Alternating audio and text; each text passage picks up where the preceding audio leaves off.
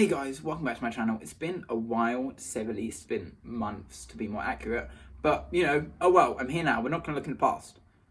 We're going to look into the past. What I want to do is I want to manage the expectations of anyone who is applying to medicine so that you have like a better idea of what the UCAS application process is like. Basically, right, this last term has been... I'm going to set the scene. I really want you to understand what it felt like before I even got to the week before my UCAS application. Let's start off with the summer. My summer was very productive.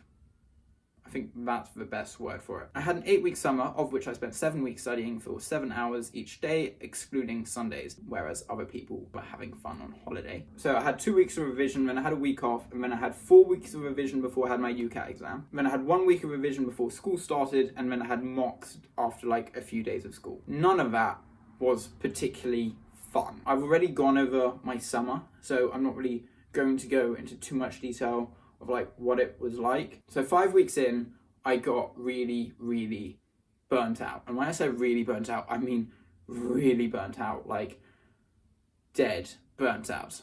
Okay? But I didn't really have many choices. It's not like I could be there and be like, okay, cool, I'm just gonna, not do anything and chill. Because I had the UCAT, and then the mocks were actually important because they'll determine my predicted grades. For close to any other subject, it doesn't really matter what your mocks are at the end of year 12 or because of COVID, the start of year 13. It doesn't matter because you end up having a term where you can improve them, but that's not the point of it. I was burnt out, right? 2 weeks before my UCAT. I was burnt out even more a week before my UCAT. And by the time I did my UCAT, I was dead, okay? Which honestly, for the UCAT exam is not helpful because the UCAT exam is the quickest I need to be quick and have quick reflexes test ever, which really is not possible when you're burnt out at all. But oh well, I put the last of my energy into this UCAT test. Done. Great. Excellent. Yay. And then I had mocks 1.5 weeks later, so I had used up all my energy and was now literally a dead body trying to get in the last few days of work I could possibly get in before school started. And then school started. And then school plus revision, not good when already dead. Mocks, not great either. I think you're getting the idea now, okay? I was dead. Then I somehow died even more, and then I got whacked in the head, beaten up, stabbed, then a building collapsed on me. And then I had to do a personal statement and work out what universities I wanted to go to. Writing a personal statement.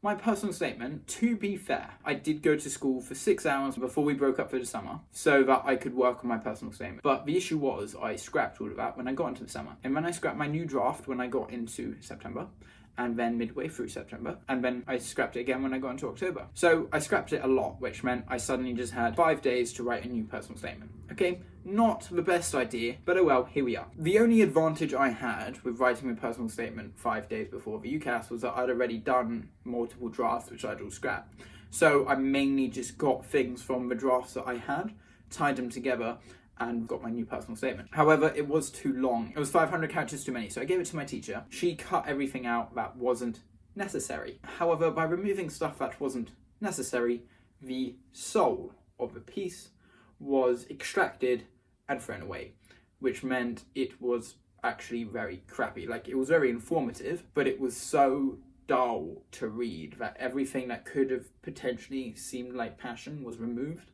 So I then spent time again, which obviously I didn't have, trying to put soul back into this personal statement, which meant I ended up getting 50% of the soul back in. I compromised my personal statement. My advice is, especially if you do early entry, get it done before you start September.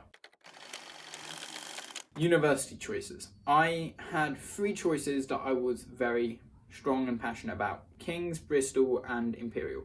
Imperial was actually the first university that I looked at. It was the university I used to determine what courses I would want to do because I was always stronger in the sciences. So I was like, okay, let's just see what science related subjects there are.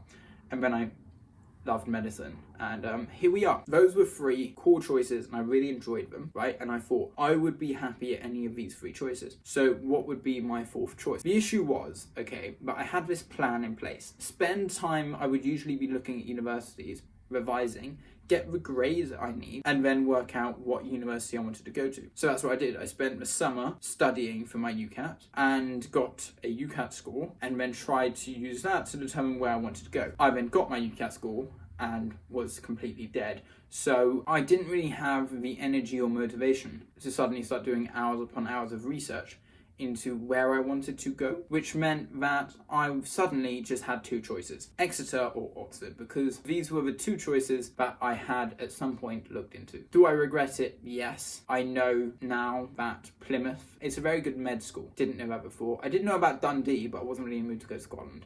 Exeter versus Oxford. As it would turn out later, I wouldn't get into either of them, so that choice was completely. In Exeter's case, it was because they set their UCAT bar to over 3,000, which is absolutely ridiculous, but oh well. So that was a 0% likelihood of me getting in. And Oxford's, that was like 0.01. So technically speaking, I made the right choice because I had a higher probability of getting into Oxford than Exeter, which I never thought I would ever say in my life, but oh well. Oxford. Oxford has a college system. I don't know if you're familiar with Oxford's college system, but basically there's a university, and then it's like, I guess, people you live with, as well as you have a tutor in that thing. So it's kind of like student accommodations plus tutor location, right? So where do you want to live? With who? What kind of societies do you want to have access to? What kind of facilities do you want to be close to, etc., etc. And it's a very, very important part of like the Oxbridge life, right? Colleges. In Oxford, there's like 30 colleges, and I had a week to pick out one of these 30 colleges to apply to. And obviously I needed like useful reasoning. I couldn't just go dip-dap-do. Everyone else who's applying to Oxbridge, right, from my school, had 6 months where the school sat down with them and was like, okay, this is what it's going to be like. You need to work out which college you want to go to. Here is some information. And they spent 6 months researching which college to go to. I had 1 week. Very, very stressful. Bear in mind, this is simultaneously to that personal statement I had to keep rewriting. How did I narrow it down from 30 to 1? First thing I did was not look at any of the Oxford colleges, but just go to people and ask them which one they thought would be best suited to me. My mum went on Google and found St. Anne's. My friends went to Hertford, and my science teacher said I should look at Somerville and something beginning with H, which I've already forgotten. That meant I now had 4 colleges out of 30. To be honest, I didn't even know the names of any of the others. These were the 4 colleges that I knew names of, and that was literally it. Every single college has their own website, and on this website it tells you a lot of information. For example, it will tell you about like the undergraduate life and accommodation and, you know, the typical university stuff that's on the website. That's not, this is the course. Some of them did also have information about the course, but most of them would just send you to Oxford's usual information slide about the course. Also, some colleges had websites for their societies, which meant that I was looking at like 15 different Oxford college websites, because I was looking at the Oxford websites, the 4 colleges, right? So that's 5 websites, and then the boat clubs of the 4 colleges, fine. So I was looking at 9 different websites simultaneously and had 5 days to pick. So how did I decide? From these 4 colleges, right, I picked very simply based off their videos, okay? These colleges have videos on their website alongside all the other information I just said they had. And these videos were either engaging or not engaging. And my thought process was, if a college has put a lot of thought into their video to make sure it's engaging, interesting, exciting, etc., then it's a greater probability that they're going to be like that when I'm in the actual college. So interesting, exciting, blah, blah, blah, etc. And thus I was like, okay, that would be the college I would want to go to. So literally I based which college I wanted to go to Oxford off YouTube videos. There we go. Do I regret it? Not really, because after that week, I ended up doing more research into St. Anne's, which was the college I picked, and ended up seriously loving it. Like, I got really, really passionate about it, and I was like, I would actually love to go there. For medicine, you have to do a fifth choice that isn't med school, i.e. I couldn't just do Exeter and Oxford. My fifth choice originally was molecular bioengineering, but that seemed a bit stupid at the time. Looking back at it now, I wish I'd picked molecular bioengineering instead of Oxford Med School, and then kept the fifth choice I ended up putting, so I would have applied to Bristol, Imperial, and King's for medicine. Imperial for molecular bioengineering, and UCL Applied Medical Sciences. What I like about the UCL's Applied Medical Sciences program was that I spoke to one of my friends about it, and they said like 50% of people wanted to go to med school, so it wasn't like life sciences or something where a lot of the applicants actually want to go and do that course. Also, the benefit of doing applied medical sciences was that it was at UCL, which meant that I had a very good name on my university choice as like my backup university, so it wasn't like I would be left stranded. I was very, very happy with that choice, and I still am very happy with that choice. So I've currently heard from UCL and Oxford. Oxford said no, but UCL said yes, and I haven't heard about the three others, aside from the fact that they're going on Christmas vacation. I really hope you found this video informative and that you have like a better idea